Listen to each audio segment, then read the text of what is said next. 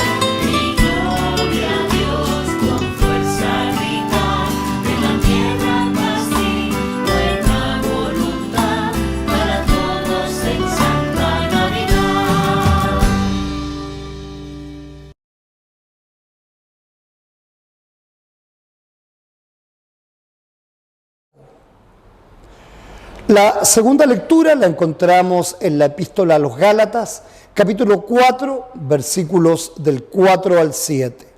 Dios planeó nuestra salvación desde el principio del mundo, y entonces, en el cumplimiento del tiempo, Cristo vino al mundo para ganar por nosotros el derecho de ser hijos e hijas de Dios. Así dice la epístola a los Gálatas: nacido bajo la ley, para que redimiese a los que estaban bajo la ley, a fin de que recibiésemos la adopción de hijos. Y por cuanto sois hijos, Dios envió a vuestros corazones el Espíritu de su Hijo, el cual clama: Abba, Padre. Así que ya no eres esclavo, sino hijo. Y si hijo, también heredero de Dios por medio de Cristo. Digamos de manera antifonal el gradual del día. Todos los términos de la tierra han visto la relación de nuestro Dios. Cantad alegres al Señor, habitantes de toda la tierra. El Señor ha hecho notoria su salvación. A vista de las naciones ha descubierto su justicia. Aleluya, aleluya. Dios, habiendo hablado muchas veces y de muchas maneras, en otro tiempo a los padres por los profetas, en estos postreros días nos ha hablado por el Hijo. Aleluya.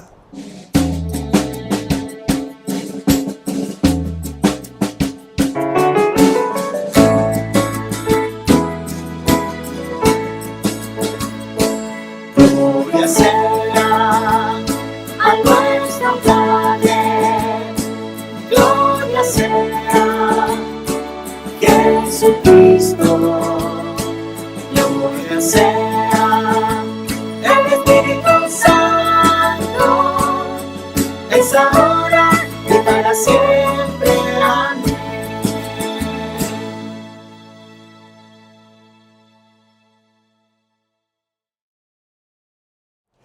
El Evangelio del día lo encontramos en el libro de Mateo, capítulo 2, versículos que van del 13 al 15 y luego del 19 al 23. Quienes buenamente puedan, pónganse de pie, por favor. Aún el rey poderoso Herodes no podía detener a Dios ni el plan de nuestra salvación. Dios salvó al niñito Jesús del rey malvado al enviarlo a Egipto y luego a Nazaret, cumpliendo con las profecías del Antiguo Testamento. Así dice la palabra de Dios en el libro de Mateo. Después que partieron ellos, he aquí un ángel del Señor apareció en sueños a José y dijo: levántate y toma al niño y a su madre y huye a Egipto y permanece allá hasta que yo te diga, porque acontecerá que Herodes buscará al niño para matarlo. Y él, despertando, tomó de noche al niño y a su madre y se fue a Egipto. Y estuvo allá hasta la muerte de Herodes, para que se cumpliese lo que dijo el Señor por medio del profeta cuando dijo: de Egipto llamé a mi hijo. Pero después de muerto Herodes, he aquí un ángel del Señor apareció en sueños a José en Egipto, diciendo: levántate, toma al niño y a su madre y vete a tierra de Israel, porque han muerto los que procuraban la muerte del niño. Entonces él se levantó y tomó al niño y a su madre y vino a tierra de Israel. Pero oyendo que Arquelao reinaba en Judea, en lugar de Herodes su padre, tuvo temor de ir allá, pero avisado por revelación en sueños, se fue a la región de Galilea.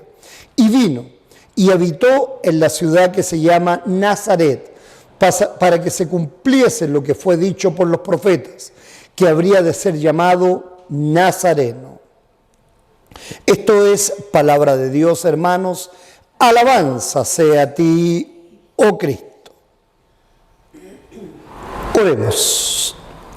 Amado Señor, te damos gracias porque nos enviaste a tu Hijo Jesucristo, solo porque eres un Padre de amor y quieres nuestra salvación. Aunque nosotros somos enemigos irreconciliables tuyos por el pecado, hiciste que Cristo cargara nuestros pecados en la cruz, que nos liberara de ellos, y de esta manera, de no ser nada, somos ahora hijos y herederos del reino, por la gracia en nuestro Señor Jesucristo, que nos fue dada por un regalo de gracia y misericordia de Dios en nosotros. Por eso, en Cristo oramos, porque en Él confiamos. Amén.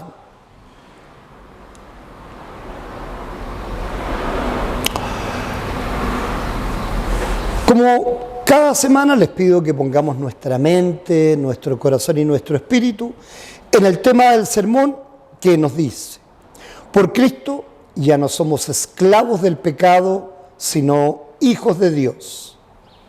Y somos esclavos del pecado porque por la ley reconocemos nuestro pecado y tenemos también por la ley condenación. Pero es el Espíritu Santo el que nos permite clamar a nuestro Padre y el que nos permite también reconocer a Cristo como nuestro Salvador. Y reconociéndolo, por Cristo ya no somos esclavos del pecado, sino hijos de Dios. Hermanos y hermanas, gracia y paz en Jesucristo, nuestro Señor y Salvador, que vino al mundo para salvarnos. Reconocemos sin lugar a dudas que en nuestro tiempo tenemos tantas promesas incumplidas. Vemos el ejemplo de las autoridades cuando asumen un cargo, especialmente político.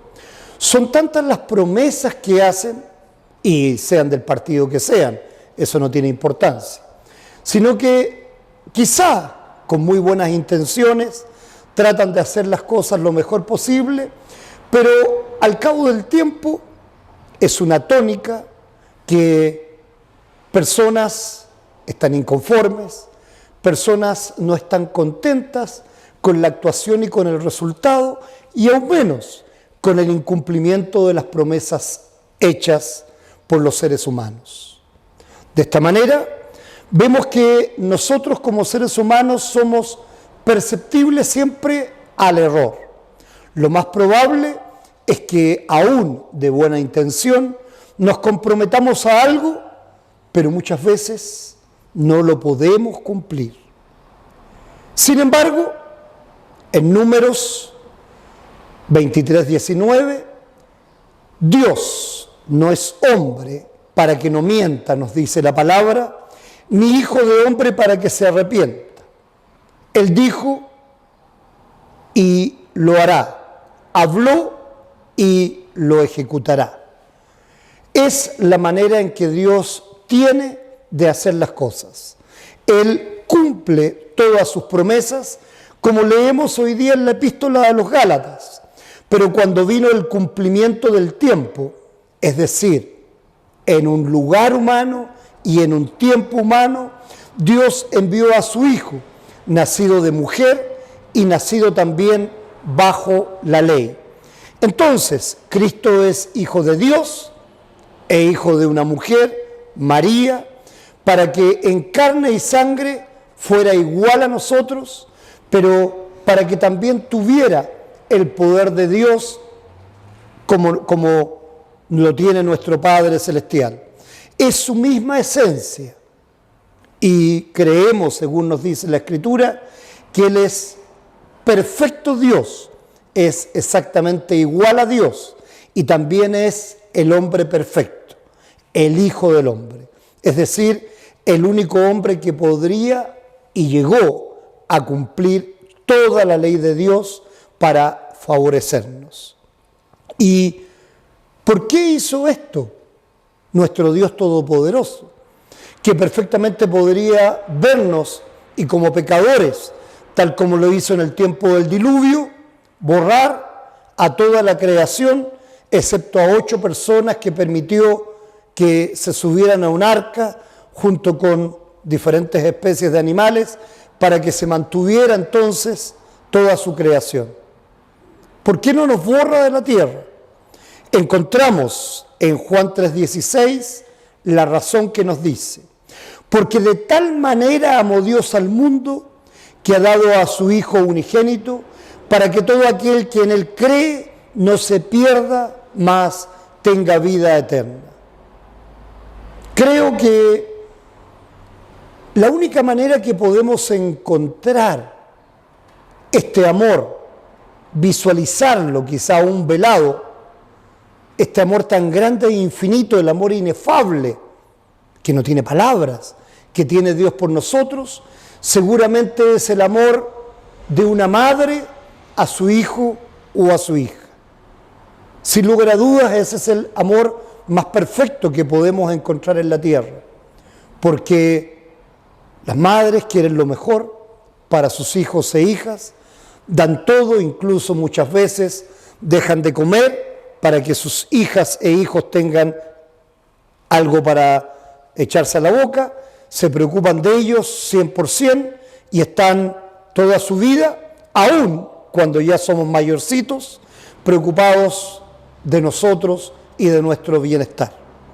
Sin lugar a dudas, pienso que el amor de una madre a su hijo es lo más cercano al amor que podemos encontrar de Dios por nosotros, con la diferencia de que todavía, como seres humanos, somos imperfectos, podemos cometer errores y Dios no los comete, porque nos dice Juan 3:17 que no envió Dios a su Hijo al mundo para condenar al mundo en su primera venida, sino para que el mundo sea salvo por Él, porque también esperamos la segunda venida de nuestro Dios, en donde ya no va a venir como un niño pequeño, no va a venir como nuestro Salvador, porque ya vino, sino que va a venir como el juez supremo, el que va a condenar definitivamente a todos los que en Él no creyeron, a todos los que no lo adoraron, a todos los que pusieron su tiempo y sus necesidades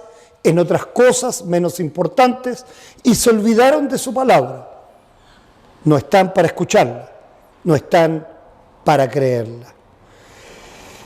Sin embargo, también nuestra epístola nos dice que esto fue hecho para que redimiese a todos los que están bajo la ley, a fin de que recibiésemos la adopción de los hijos.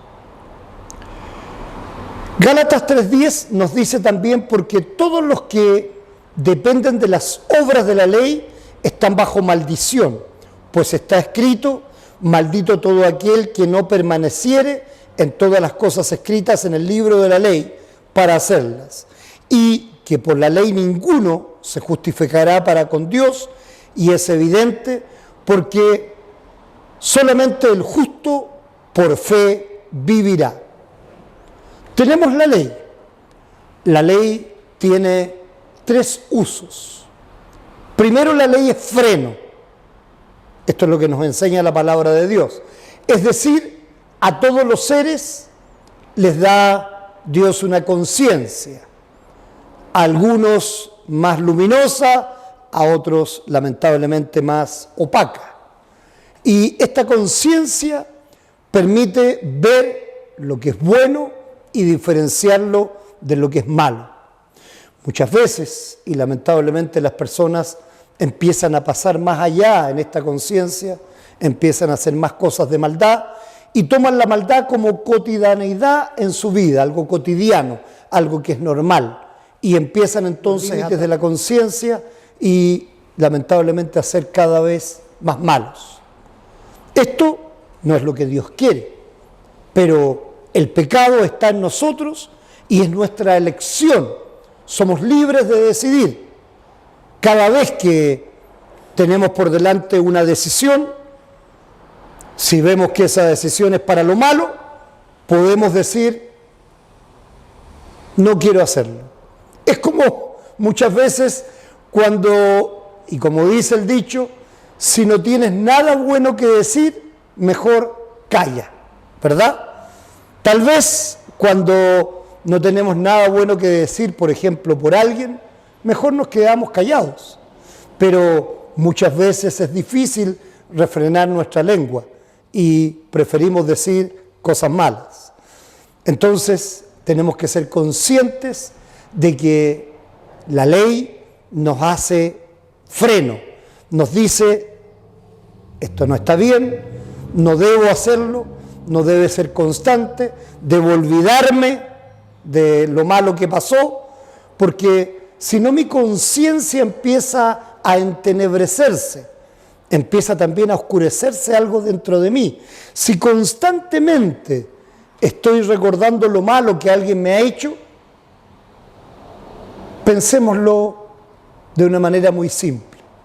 Si constantemente me estoy atormentando por algo malo que alguien me haya hecho, ¿le hace mal a la persona que me lo hizo o me hace mal a mí finalmente como persona? Creo que la respuesta es simple: me hace mal a mí, porque constantemente me estoy atormentando, estoy recordando lo malo, estoy reviviendo el hecho.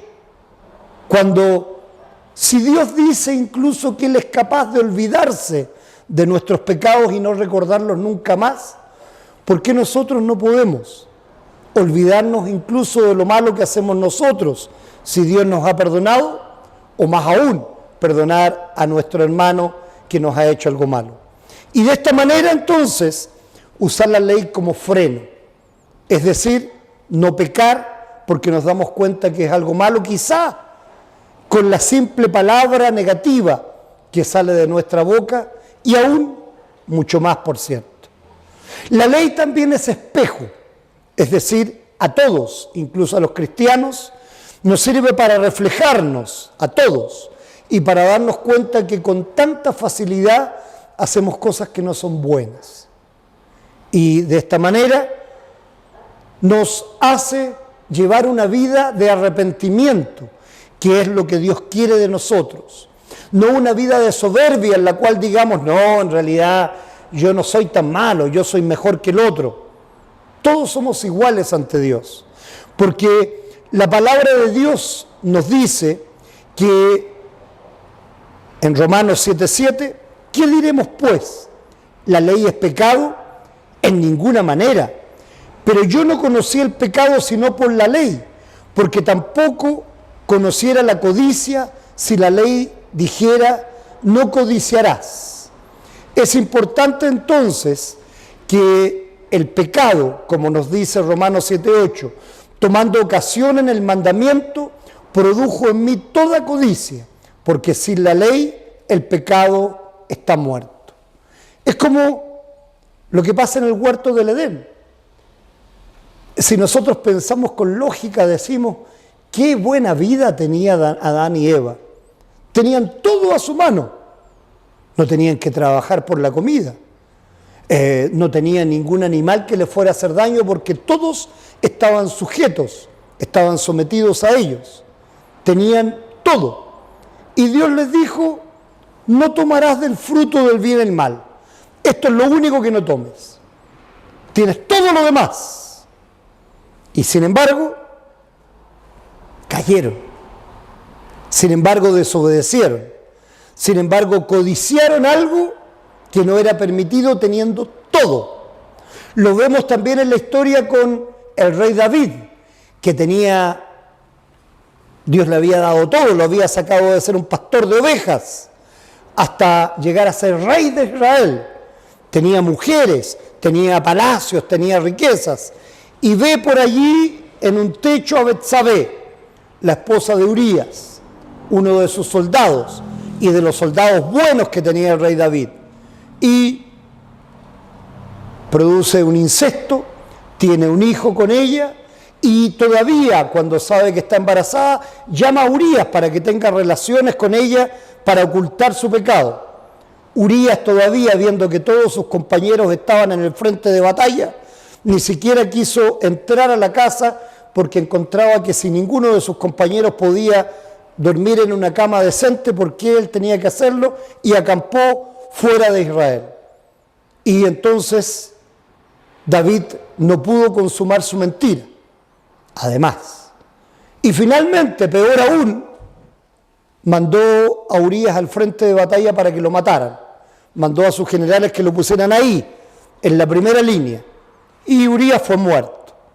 Y entonces David se casó con Betsabé y vino Natán y le pone el ejemplo de la corderita. ¿Se acuerdan? Como un hombre que tenía una corderita, que la tenía como su mascota, más amada y más preciada, casi como una hija. Venía el que tenía más riqueza, se la quitaba para dar de comer a sus invitados. ¿Qué había que hacer con esto? Y entonces David dice, no, hay que cobrarle esa cordera, hay que meterlo a la cárcel, hay que matarlo porque le quitó la única posesión que tenía el pobre. Bueno, ese hombre eres tú, le dice el profeta Natán, porque tú le quitaste a Urías lo que tenía y todavía lo mandaste matar. Y ahí David se refleja en la ley como espejo y se da cuenta de su pecado. ¿Por qué? Porque él quizá como rey todopoderoso creía ya que podía hacer todo lo que quisiera. Nos pasa a nosotros, simples mortales, que a veces pensamos que tenemos asegurada la salud, la nuestra y la de nuestra familia. Tenemos aseguradas nuestras posesiones, tenemos asegurado todo y viene un problema. Y las personas dicen, ¿por qué Dios me manda este problema a mí?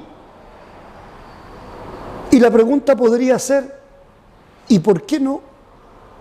¿Quién soy yo para pensar que Dios me va a mantener con vida y salud por todo mi tiempo? ¿Quién soy yo para pensar que Dios me va a mantener si todos nos tenemos que morir? Porque la paga del pecado es la muerte. Si todos vamos a tener dificultades, ¿por qué yo no? Y todavía Dios dice que disciplina a quien ama, y sabemos que estas dificultades finalmente nos hacen ser más fuertes, nos hacen dar gracias a Dios cuando tenemos cosas buenas, porque sabemos también en lo malo que hemos sufrido y hemos padecido. Pero tenemos que tener confianza que Dios, como nuestro Padre que quiere lo mejor para nosotros, siempre nos va a ayudar, siempre nos va a fortalecer hasta nuestro último día, que aún vamos a poder volver como Adán y Eva pudo a gozar con Él en el paraíso.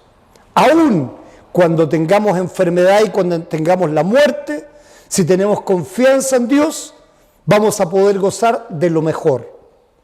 Entonces, ¿cuál es el temor? ¿Cuál es el miedo? No debería en los cristianos haber un temor a la muerte.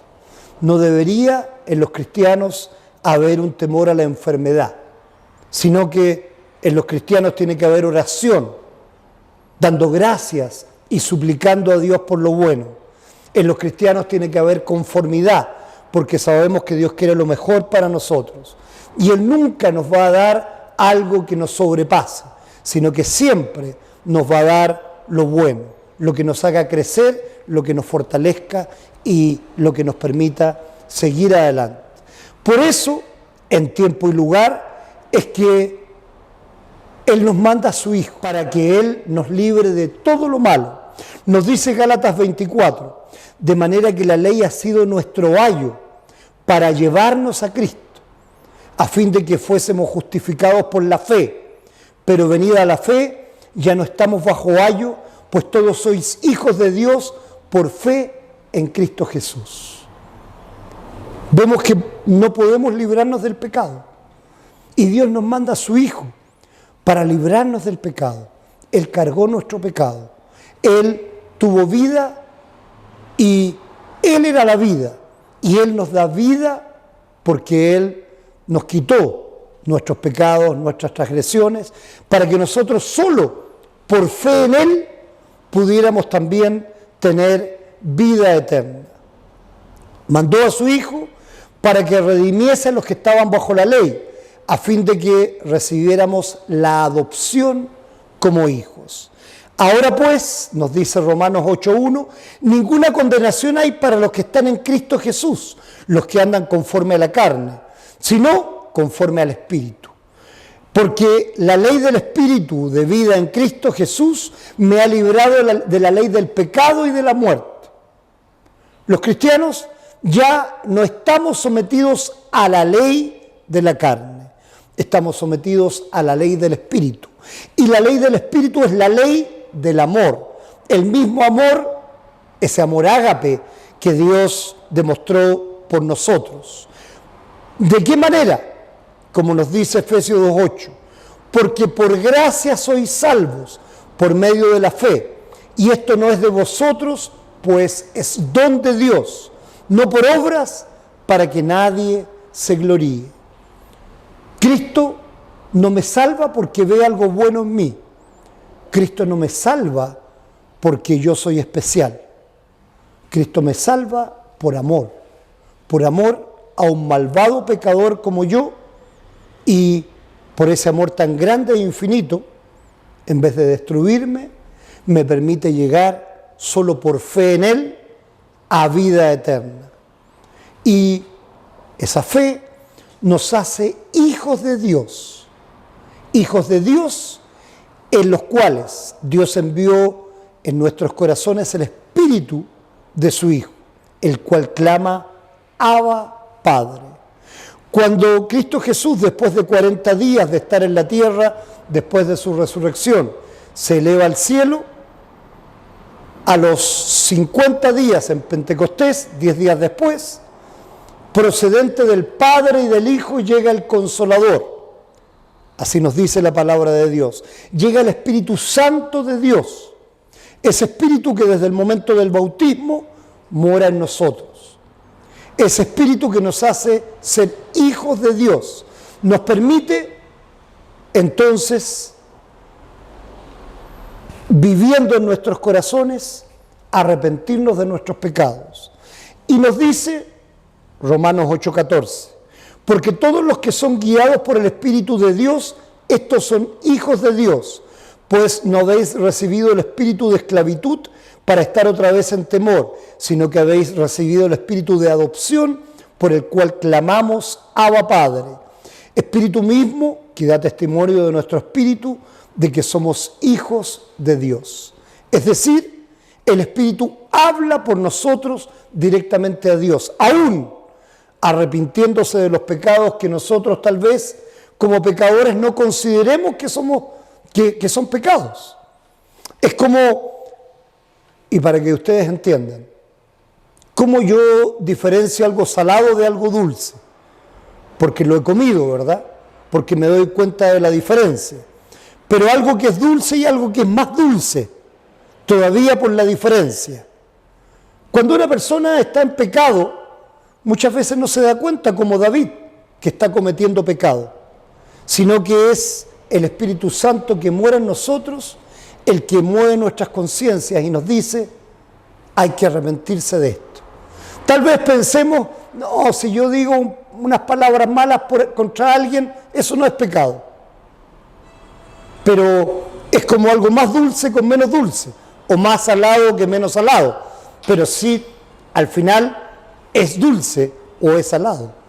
Si es un pecado, pequeñito que sea, significa que ese pecado me va a condenar igual.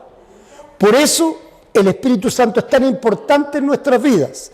El Espíritu Santo que mora en nosotros, dice la palabra de Dios, nos ayuda en nuestra debilidad. Pues, ¿qué hemos de pedir que conviene? No lo sabemos. Pero el Espíritu mismo intercede por nosotros con gemidos indecibles. Mas el que escudriña los corazones sabe cuál es la intención del Espíritu, porque conforme a la voluntad de Dios intercede por los santos. Miren qué bueno es Dios con nosotros. Nos da la vida, nos da todo lo que nos rodea. Sin lugar a dudas, todo es perfecto. Nadie podría decir que esto es por casualidad. Así, nosotros conocemos a Dios por la naturaleza, por todas las cosas que están hechas. Ese es el Dios que conocemos por todo lo que hay, pero el Dios revelado lo conocemos a través de las Sagradas Escrituras. Y a través de las Sagradas Escrituras sabemos que Dios también envió a su Hijo para salvarnos del pecado. Y por las Sagradas Escrituras sabemos que además Dios envió al Espíritu Santo para que muera en nosotros y nos permita reconocernos como pecadores, nos permita arrepentirnos, porque Dios quiere que todos lleguemos al arrepentimiento y que nadie se pierda, que nadie perezca. Dios, hermanos, hermanas mías, hace todo por nosotros para nuestra salvación. Y entonces Gálatas nos dice, así que ya no eres esclavo, sino hijo. Y si hijo, también heredero de Dios por Cristo. Y si somos hijos y herederos y coherederos con Cristo, así también debemos padecer juntamente con Él, para que juntamente con Él seamos glorificados. Pensemos que si Dios vino a la tierra y no recibió todo lo bueno, sino que también fue amenazado por los jefes de los judíos, fue torturado, así también nosotros vamos a tener padecimientos en nuestra vida, como ya lo dije.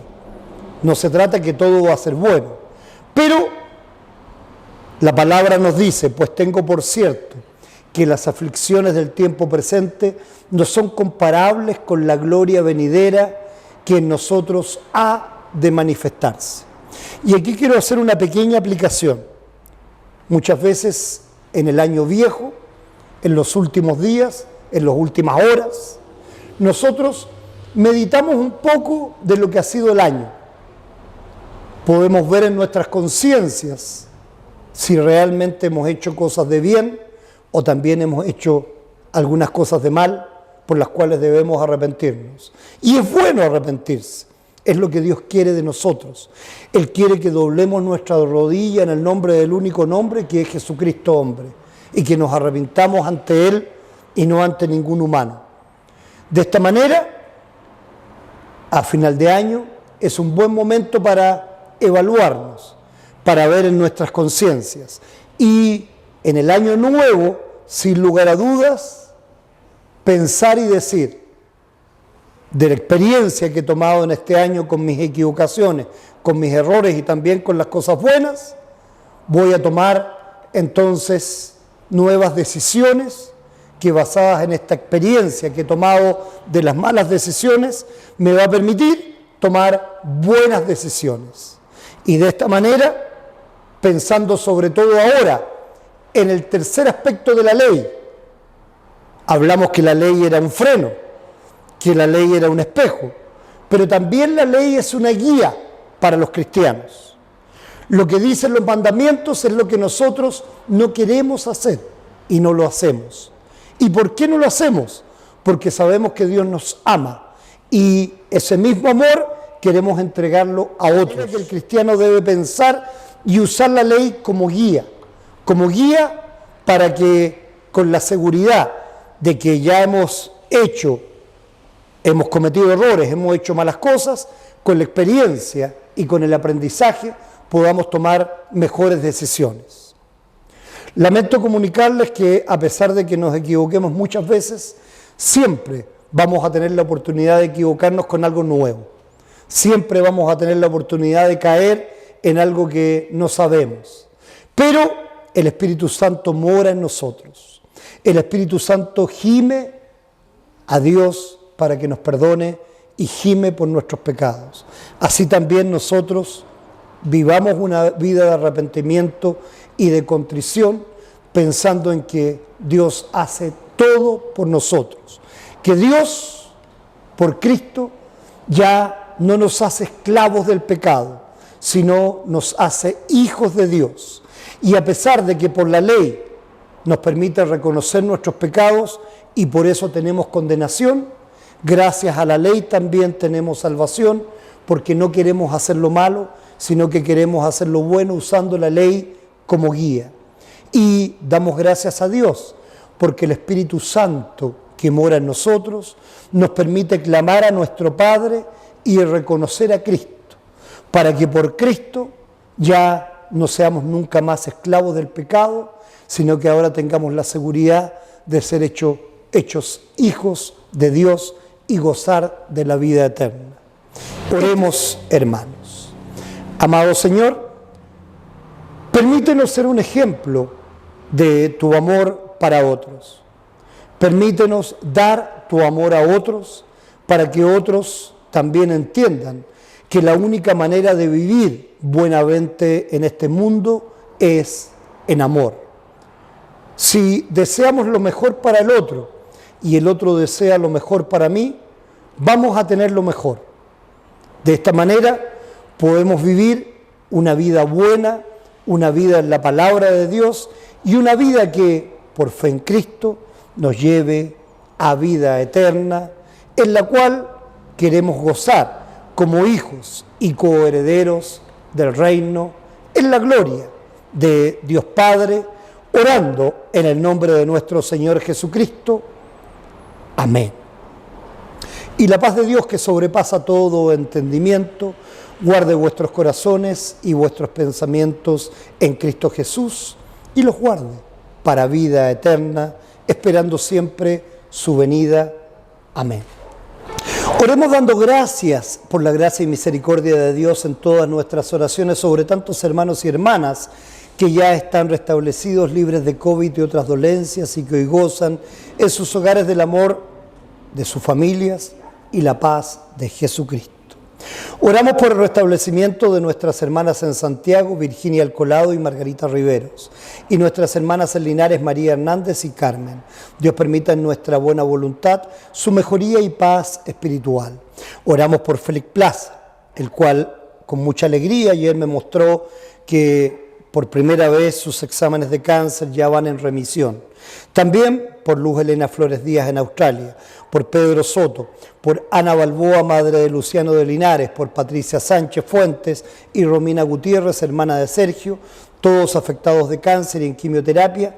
Damos gracias a Dios por permitir que ésta haga su efecto para la remisión de este mal. Oramos en el bienestar espiritual y la paz de Jesucristo para Diego Grandón, Marlene Solís, Luis Alberto López Solís y Gonzalo Sánchez. Oramos también por Kevin D. de Sepúlveda, nieto de María, quien sufrió un accidente en su rodilla y que hoy ya está en recuperación, al igual que su nieta Ivana Basualto, que fue sometida a una intervención quirúrgica. En el nombre de nuestro Señor Jesucristo oramos por todos los que están enfermos y dolidos, con problemas y dificultades económicas, emocionales y espirituales. Dios permita en Jesucristo paz y consuelo, ayuda y pronto alivio. Oramos porque la cotidianeidad de esta guerra no deje de ver la mortandad y dolor que ha causado para tantos. Dios no permita que este conflicto siga creciendo y en su amor esté con nosotros y con todos los que sufren, especialmente con nuestros hermanos en la fe, luteranos confesionales y sus pastores en Ucrania. Oramos por consuelo y conformidad por todos nuestros hermanos y hermanas que han perdido a sus seres queridos en este tiempo de pandemia. Oramos por el contentamiento en el gozo que tenemos a vida eterna para la familia Enríquez Mura por el sensible fallecimiento de su hijo Hans.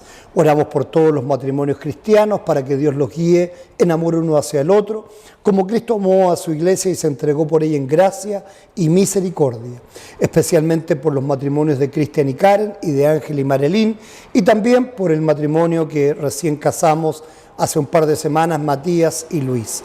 Oramos también por poder de lo alto para alcanzar a tantos que aún no creen en Jesucristo como su Salvador a vida eterna, y para nosotros sus fieles pedimos en este tiempo de Navidad, en el cual celebramos la venida de su Hijo a nuestro mundo en tiempo y lugar, que reconozcamos también que Él es nuestro Rey y único soberano en nuestra vida y para vida eterna. Amén y amén, hermanas. Oremos juntos el Padre Nuestro. Padre nuestro que estás en los cielos, santificado sea tu nombre. Venga a nos tu reino. Hágase tu voluntad, así en la tierra como en el cielo. El pan nuestro de cada día, dánoslo hoy, y perdónanos nuestras deudas, así como nosotros perdonamos a nuestros deudores. Y no nos dejes caer en la tentación, mas líbranos del mal, porque tuyo es el reino, el poder y la gloria, por los siglos de los siglos. Amén.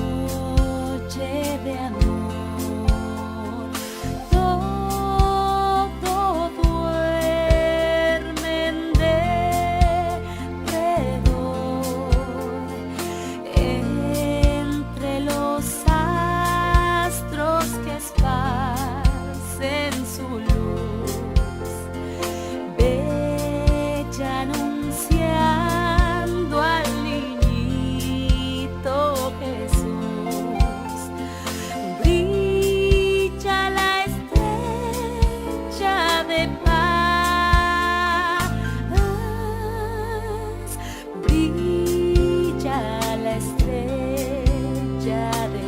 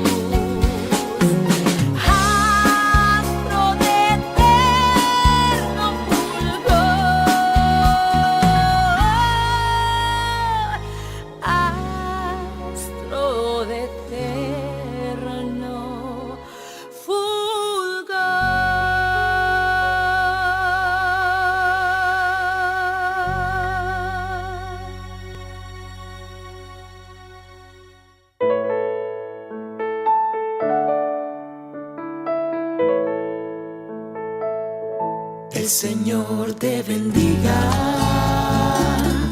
el Señor te guarde, el Señor haga resplandecer su rostro sobre ti y tenga de ti misericordia.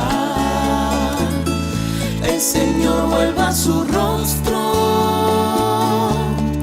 hacia ti y te conceda la paz, y te conceda la paz.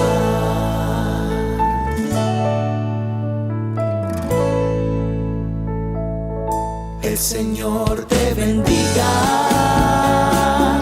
el Señor te guarde, el Señor haga resplandecer su rostro sobre ti y tenga de ti misericordia. El Señor vuelva su rostro hacia ti